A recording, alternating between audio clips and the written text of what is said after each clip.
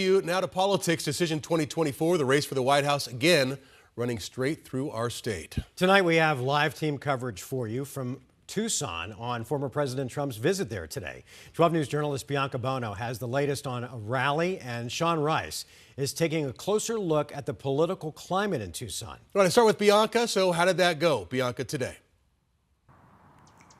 Yeah, Troy, thousands of supporters waited for hours in this heat, some since last night, to try to secure one of the around 2,000 spots inside this venue. And Trump really hit on the issues that are most important to those supporters, issues like immigration, the economy, and crime. Now, the focus of this speech was really about the economy and Arizona's rising housing costs. And Trump elaborated on some of his plans to tackle that. He said he will allow for the construction of more housing communities on federal land. He'll eliminate taxes on tips, overtime pay, and Social Security, and claims he can rapidly reduce inflation, which would in turn drive down interest rates. He also talked a lot about the border and immigration here in Tucson, which the crowd responded to with enthusiasm. He blamed the Biden-Harris administration for an increase in unauthorized immigration. Trump said if elected, he would prohibit undocumented immigrants from applying for mortgages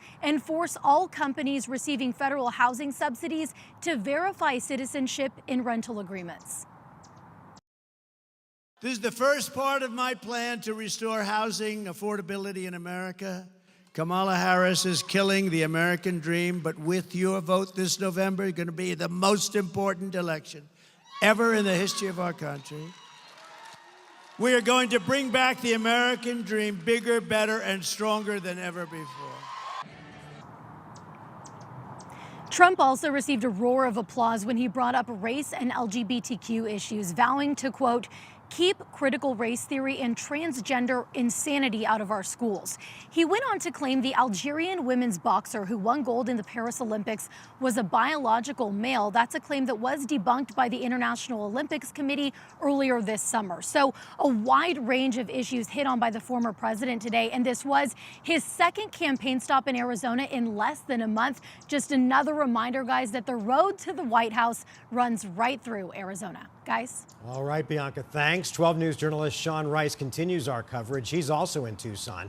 Pima County, of course, traditionally blue. Right. So how'd that go with local Republicans there? And they are outnumbered. Hey, Sean. Hey there, Mark and Troy. Despite losing Pima County 4 years ago by nearly 100,000 votes, former President Donald Trump chose to come to Tucson here today. Now, local Pima County Republicans tell me that does not come as a surprise to them because they view this area, Tucson, as one that will be much more competitive this time around. And they say the former president choosing to come here can, of course, only aid in those efforts. It's amazing. I'm super excited to see Trump. It's very exciting. I can hardly stand it. Young and old, Republicans in Tucson stood in line for hours to get a glimpse at the former president. This is such a powerful, unifying event, inspiring event. That's one of the things we really needed here in Pima County. Dave Smith, chairman of the Pima County Republican Party, says Tucson is not as blue as the previous election results show. He views the race for Pima County as one of the most competitive in the nation. Pima County is number 21 in high priorities for counties in the United States for both parties. So this is where the battleground is. Elected officials are echoing a similar optimism.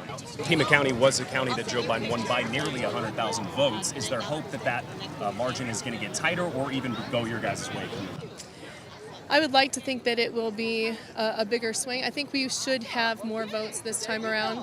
I think a lot of the independent voters have started to see the light. On stage, Trump did not mention holding a rally in a traditionally blue county. No matter the location, his supporters say anytime he steps foot in battleground Arizona, their side gets a jolt. I think we're seeing a sea change, so it's really hard to make a prediction when you're in that sea change. I think it's going to be a very tight battle.